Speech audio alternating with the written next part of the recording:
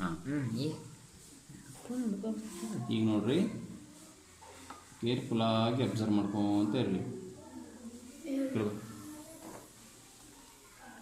ನಾವೀಗ ಉಷ್ಣ ಕೊಡ್ತಾ ಇದ್ದೀವಿ, ಹೌದಾ? ಅಲ್ಗಾಡ್ಸ್ಬೇಡ, ಇದು ಅಲ್ಗಾಡ್ಸ್ಬೇಡ್ರಿ. ಹಾಂ ನೋಡ್ರಿ,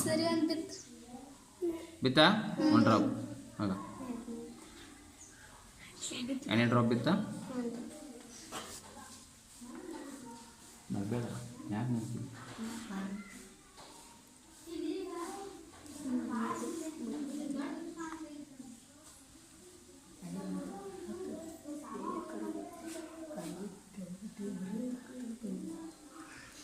ಎಲ್ಲರೂ ಬಿಡಿ, ಬಿಡಿ ಎಲ್ಲರಿಗೂ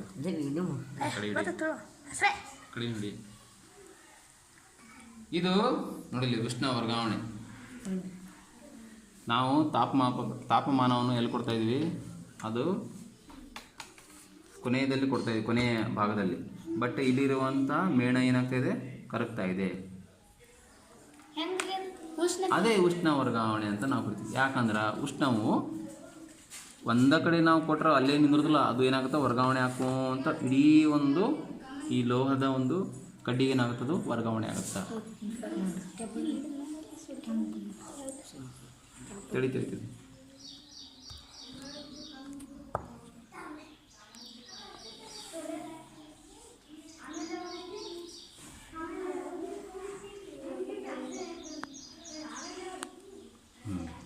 ಅದ್ರ ಸಾಮರ್ಥ್ಯ ಎಲ್ಲಿ ಮಟ್ಟ ಇರುತ್ತಾ ಅಲ್ಲಿ ಮಟ್ಟ ಅದು ವರ್ಗಾವಣೆ ಆಗುತ್ತದು.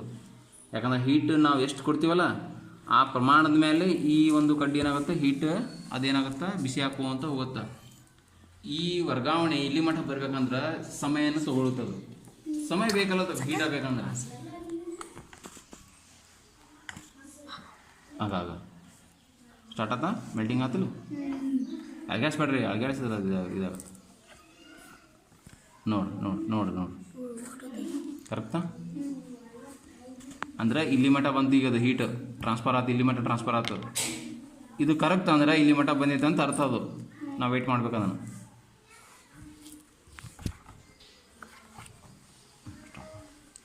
ಸ್ಟಾಪ್.